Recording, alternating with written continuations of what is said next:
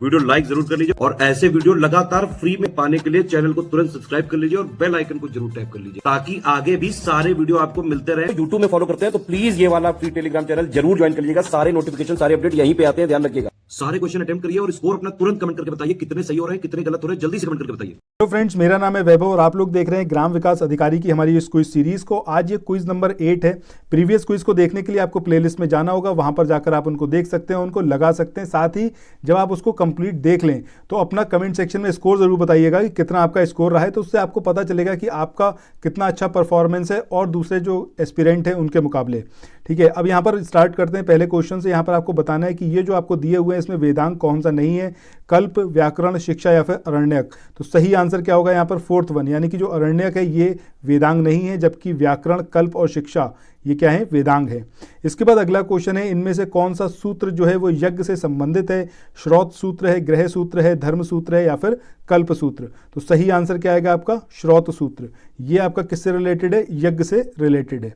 इसके बाद अगले क्वेश्चन की बात करें, यहाँ पर बात करी गई है कि अंग्रेजों ने मीर जाफर को हटाकर बंगाल का नवाब किसे बनाया? क्या ये सिराजुद्दौला थे या फिर ये अलीवर्दी खान थे या फिर मीर कासिम या इनमें से कोई नहीं? तो सही आंसर क्या होगा आपका? मीर कासिम। ठीक है, इसके बाद नेक्स्ट क्वेश्चन की तरफ चलते हैं। अगला क्वेश्चन है, निम्न में से किसने प्रथम सिख साम्राज्य की स्थापना की? गुरु नानक, बंदा बहादुर, रणजीत सिंह या फिर ये गुरु अंगद थे? तो सही आंसर क्या होगा आपका? बंदा बहादुर। इसके बाद अगले क्वेश्चन की बात करें तो यहाँ पर दिया हुआ है कि असम, मेघालय, त्रिपुरा और मिजोरम राज्यों के जनजातियों के प्रशासन के संबंध में जो उपबंध है वो कौन सी अनुसूची यानी कि कौन सी शेड्यूल में है? 6th शेड्यूल है, 5th शेड्यूल है, 4th है या फिर ये 7th शेड्यूल है? तो सही आंसर क्या होगा आपका? 6th schedule. इसके बाद आगे मूव करते हैं अगले क्वेश्चन पे। अगला क्वेश्चन जो यहाँ पर गिवन है वो आपका राज्य पुनर्गठन आयोग जो कि 1953 का है। सो इसमें इसके अध्यक्ष कौन थे? सतीश चंद्र थे, कृष्णमूर्ति थे या फिर फजल अली या फिर भीमराव अंबेडकर? तो सही आंसर किसका आएगा? फजल अली। ठीक है, ये उसके अध्यक्ष थे। इसके बाद अब मूव करते हैं नेक्स्ट क्वेश्चन पे। अगला क्वेश्चन यहाँ पर दिया हुआ है, प्राण एवं दैहिक स्वतंत्रता का संरक्षण ये कौन से अनुच्छेद से संबंधित है? तो यहाँ पर आर्टिकल 17, 15, 16 और 21 गिवन है। तो देखिए यहाँ पर कमेंट सेक्शन में ज़रूर बताइएगा कि आर्टिकल 17, 16 और 15 इनके सब्जेक्ट क्या हैं, जबकि यहाँ पर अनुच्छेद 21 जो है हमारा सही आंसर होगा, जिसमें प्राण एवं दैहिक स्वतंत्रता का संरक्षण ये वर्णित है। इसके बाद मूव करते हैं नेक्स्ट क्वेश्चन पे। अगला क्वेश्चन यहाँ पर है कि किस रंग का प्रकाश जो है वो सबसे ज़्यादा प्रकीर्णित होता है या फिर उसका प्रकीर्णन सबसे ज़्यादा होता है? लाल रंग है, बैगनी है, पीला है या फिर नीला है? तो सही आंसर क्या होगा इसका? बैगनी। ठीक है, इसका जो प्रकाश होता है वो सबसे ज़्यादा प्रकीर्णित होता है, यानी कि स्कैटरिंग सबसे ज़्यादा होती है। इसके बाद अगला है आपका नीला तोता। इसका जो रासायनिक नाम है क्या है? बोरेक्स है, कॉपर सल्फेट है, अमोनियम क्लोराइड है या फिर आयरन पायराइट है? तो सही आंसर क्या होगा आपका? कॉपर सल्फेट, नीला तोता। याद रखिएगा, सेवरल टाइम्स पूछा गया क्वेश्चन है ये। इसके बाद अगला क्वेश्चन यहाँ पर है, रुधिर सीरम इसका जो अध्ययन है ये क्या कहलाता है? टेरेटोलॉजी कहलाता है, एंटोमोलॉजी कहलाता है, सेरोलॉजी कहलाता है या फिर फ्रेनोलॉजी कहलाता है? तो सही आंसर क्या आएगा इसका? सेरोलॉजी। सेरोलॉजी का मतलब क्या है आपका? जो रुधिर सीरम है इसकी जो स्टडी होती है वो क्या कहलाती है? आपकी सेरोलॉजी। इसके बाद अगला क्वेश्चन है, निम्न में कौन से विटामिन जो हैं वो जल में घुलनशील हैं? विटामिन ए और बी, विटामिन बी और सी, विटामिन बी और डी या फिर ये सभी? तो सही आंसर क्या होगा आपका? विटामिन बी और विटामिन सी ये जल में घुलनशील हैं। इसके बाद अगले क्वेश्चन की बात करें, यहाँ पर है कि न्यूक्लिक अम्ल इसके संबंध में आपको स्टेटमेंट दे रखे हैं, तो आपको बताना है कि कौन सा स्टेटमेंट यहाँ पर सही है। पहला है कि प्रोटीन का संश्लेषण एवं नियंत्रण करता है न्यूक्लिक एसिड, बिल्कुल सही बात है, पहला यहाँ पर करेक्ट है। दूसरा है आनुवांशिक गुणों की पीढ़ी दर पीढ़ी संगठन करता है, ये वाली बात भी यहाँ पर सही है। सो दोनों ही यहाँ पर सही है। ठीक है, जेनेटिक ऑर्गेनाइजेशन करता है एक पीढ़ी से दूसरी पीढ़ी में, ठीक है, आनुवांशिक गुणों की। तो इस तरीके से दोनों ही यहाँ पर सही हैं। इसके बाद मूव करते हैं नेक्स्ट क्वेश्चन पे। अगला क्वेश्चन जो यहाँ पर गिवन है वो है आपका निमोनिया रोग के बारे में। तो ये निमोनिया रोग जो होता है हमारे शरीर के कौन से अंग को, कौन से ऑर्गन को ये इफेक्ट करता है? तो ये आपको बताना है, क्या ये फेफड़े हैं, हृदय है, आंत है या फिर ये श्वास नली है? तो सही आंसर क्या होगा आपका? फेफड़े। ठीक है, निमोनिया रोग से जो इफेक्ट होता है ऑर्गन वो कौन सा है आपका? फेफड़े, यानी कि आपके लंग्स। इसके बाद अगले क्वेश्चन की बात करें, यहाँ पर गिवन है कि कौन सा है जो कि सुमेलित नहीं है। अब यहाँ पर अगर हम बात करें शुष्क बर्फ ठोस की, तो ये आपका क्या है? Carbon dioxide. यहाँ होना चाहिए था शुष्क ठोस बर्फ समथिंग, ठीक है। इसके बाद फूल्स गोल्ड की बात करें तो ये आयरन पाइराइट है, दिस इज ऑल्सो करेक्ट। बुझे हुए चूने की बात करें तो ये यहाँ पर इनकरेक्ट है, क्योंकि यहाँ पर होना चाहिए था आपका कैल्शियम डाइऑक्साइड। अगर ये कैल्शियम डाइऑक्साइड होता तब ये सही होता, इस मोमेंट पे ये गलत है। वहीं जिप्सम की बात करें तो ये क्या है आपका कैल्शियम सल्फेट, तो ये भी यहाँ पर करेक्ट है। इसके बाद अब अगले क्वेश्चन की तरफ चलते हैं। अगला क्वेश्चन यहाँ पर है कि निम्न में से किसका उपयोग जर्मन सिल्वर बनाने में किया नहीं जाता है, ठीक है। सो कौन सा है जिसका यूज नहीं होता जर्मन सिल्वर बनाने में, तो ये सिल्वर है, तांबा है, निकेल है या फिर जिंक है। तो सही आंसर क्या होगा आपका सिल्वर। नाम इसका भले ही जर्मन सिल्वर है बट सिल्वर इसके अंदर यूज नहीं होता, बाकी तीनों ये मटेरियल यूज किए जाते हैं। इसके बाद आगे मूव करें अगले क्वेश्चन पे। एजुराइट ये जो है निम्न में से किस धातु का अयस्क है, ये सिल्वर है, एंटीमनी है, कोबाल्ट है या फिर तांबा है। तो सही आंसर क्या होगा आपका तांबा, यानी कि कॉपर का ये एक ओर है, यानी कि अयस्क है एजुराइट, याद रखिएगा, वेरी इंपॉर्टेंट।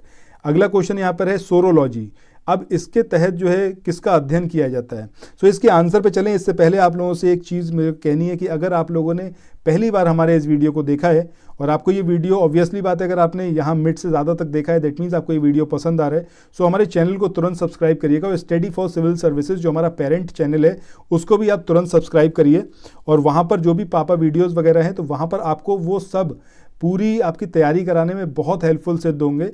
रीज़न बीइंग कि एक तो पेड नहीं है और पूरा सब्जेक्ट वहाँ पर कवर कर रहे हैं, तो उनको आप ज़रूर फॉलो करिए। आप किसी भी एग्जाम की तैयारी कर रहे हो, थोड़ा सा ज़्यादा अगर आपको नॉलेज हो जाएगी तो वो आपके लिए दिक्कत नहीं करेगी, वो आपको और फ़ायदा करेगी, ठीक है। सो पढ़ने की हैबिट डालिए और पापा वीडियोज़ जो काफ़ी घंटे के हैं उनको ज़रूर देखिए। 30 घंटे 40 घंटे पढ़ने की जो आपकी हैबिट है, ठीक है, मतलब एक दिन में तो 40 घंटे नहीं पढ़ा जा सकता, इतना टाइम भी नहीं होता, ठीक है, 24 ही घंटे होते हैं, बट हर दिन 4 घंटे 5 घंटे का आप शेड्यूल बनाइए और पापा वीडियोस को देखिए वहाँ पर। इसके अलावा करंट अफेयर्स के जो वीडियोस आते हैं उनको आप ज़रूर फॉलो करिए।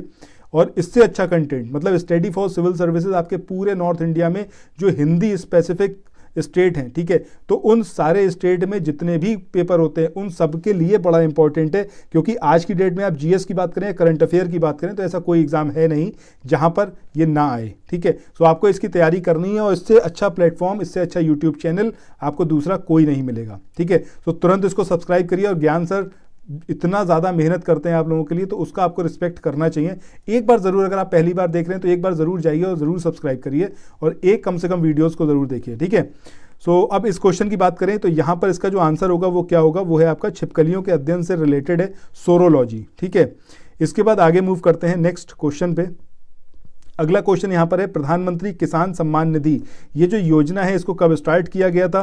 24 फरवरी 2019, 2 जनवरी 2018, 5 मार्च 2018 या फिर 10 अप्रैल 2019। तो सही आंसर क्या आएगा आपका 24 फरवरी 2019।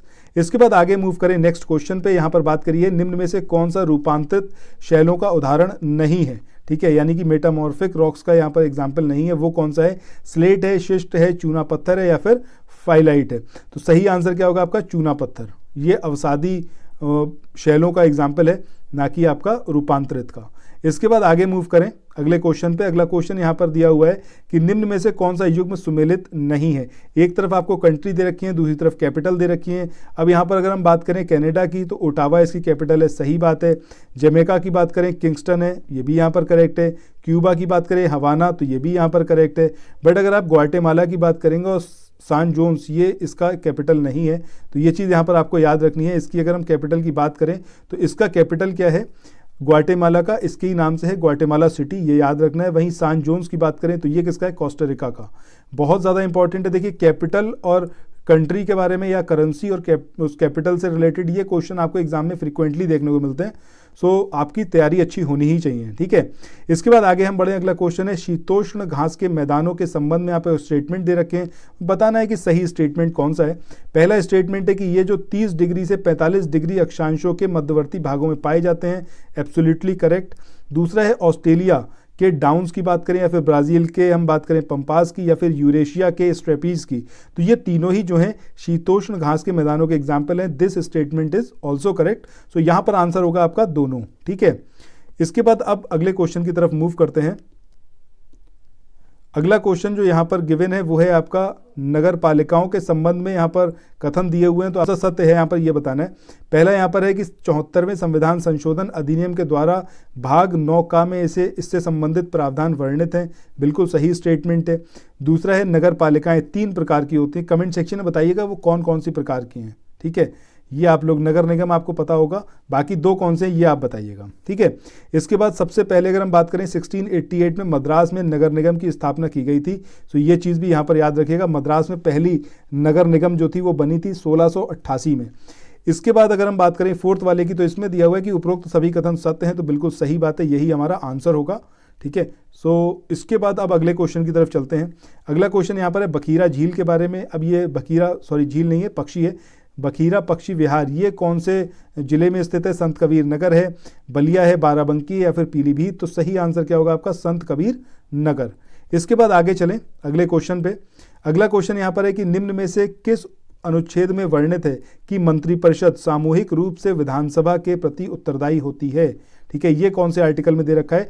आर्टिकल 164(1), आर्टिकल 163 या फिर आर्टिकल 164(2) या फिर आर्टिकल 165? तो सही आंसर इसका क्या होगा? आर्टिकल 164(2). इसमें ये चीज़ वर्णित है कि मंत्रिपरिषद जो है वो आपका किससे विधानसभा के लिए, ठीक है, उत्तरदायी होती है। ये चीज़ यहाँ पर गिवन है, सामूहिक रूप से विधानसभा के प्रति उत्तरदायी होती है। इसके बाद आगे हम बढ़ें अगले क्वेश्चन पे। अगला क्वेश्चन यहाँ पर है कि भारत की संचित निधि का जो प्रावधान है वो किस अनुच्छेद में किया गया है? आर्टिकल 265, 266, 267 या फिर 268? तो सही आंसर क्या होगा आपका? आर्टिकल 266 यहाँ पर करेक्ट होगा। इसमें कंसोलिडेटेड फंड ऑफ इंडिया, इसके बारे में प्रावधान दिए गए हैं, प्रोविजंस किए गए हैं। इसके बाद अगला क्वेश्चन यहाँ पर है कि निम्न में से किस मंत्रालय के द्वारा भारत के पहले ओपन रॉक म्यूजियम का उद्घाटन किया गया? अब यहाँ पर आपको बताना है मंत्रालय का नाम, तो सही क्या होगा आपका? विज्ञान और प्रौद्योगिकी मंत्रालय, यानी कि ministry of science and technology. इसके बाद आगे चलें। अगला क्वेश्चन यहाँ पर है कि निम्न में से किस अनुच्छेद में प्रावधान है कि जब तक संसद विधि द्वारा अथवा अन्यथा उपबंध ना करे तब तक सर्वोच्च न्यायालय और सभी उच्च न्यायालयों में सारी कार्रवाई अंग्रेजी भाषा में होगी, ठीक है। अब ये बहुत इस समय हाईलाइटेड सब्जेक्ट रहा था, तो इससे रिलेटेड ये करंट अफेयर का क्वेश्चन बनता है। अब यहाँ पर देखिए ये चीज़ बोली गई है कि जितनी भी आपकी हाई कोर्ट्स हैं या जो सुप्रीम कोर्ट है, वहाँ पर जो कार्रवाई होगी वो इंग्लिश में तब तक होगी जब तक पार्लियामेंट कोई कानून ना बनाए, ठीक है। सो ये कौन से आर्टिकल में है? तो ये आर्टिकल है आपका आर्टिकल 348(1), ठीक है। इसके अंदर ये चीज़ वर्णित है। इसके बाद मूव करते हैं आज के अगले क्वेश्चन पे। अगला क्वेश्चन जो यहाँ पर गिवन है वो है आपका एशियाई अवसंरचना विकास बैंक, यानी कि एशियन इंफ्रास्ट्रक्चर डेवलपमेंट बैंक की हम बात कर रहे हैं। तो इसका मुख्यालय ये कहाँ पर है? बीजिंग है, मनीला है, कुआलालंपुर है या फिर ये टोक्यो? तो सही आंसर क्या होगा आपका? बीजिंग। अब कौन से ईयर में इसको बनाया गया था ये आप लोग कमेंट सेक्शन में बताएंगे मुझे, ठीक है। इसके बाद आगे चलें। स्कॉच पुरस्कार ये निम्न में से किस वर्ष शुरू किया गया? 2001, 2002, 2003 या फिर 2004? तो सही आंसर क्या आएगा इसका? 2003 में स्टार्ट किया गया था स्कॉच पुरस्कार। इसके बाद आज के अगले क्वेश्चन की तरफ चलें। यहाँ पर बात हो रही है कबड्डी। अब इसमें खिलाड़ियों की संख्या कितनी होती है? 9, 11, 7 या फिर 12? तो सही आंसर क्या होगा? 7, ठीक है, याद रखिएगा, वेरी इंपॉर्टेंट। इसके साथ ही देखिए इस वाले वीडियो को यहीं पर एंड कर रहे हैं। आपको ये सेशन कैसा लगा कमेंट सेक्शन में जरूर बताइएगा। ओवरऑल अगर आपको वीडियो पसंद आया तो चैनल को जरूर सब्सक्राइब करिएगा और डेली क्विज देखने के लिए आप ज़रूर हमारे चैनल को सब्सक्राइब करें। साथ ही टेलीग्राम चैनल को भी ज्वाइन कर लीजिएगा, क्योंकि अगर आपको यूट्यूब से नोटिफिकेशन ना मिले तो एटलीस्ट वहाँ से आपको नोटिफिकेशन मिल पाए। तो फिर मिलते हैं अगले वीडियो में। Till then thank you so much, have a nice day, bye bye.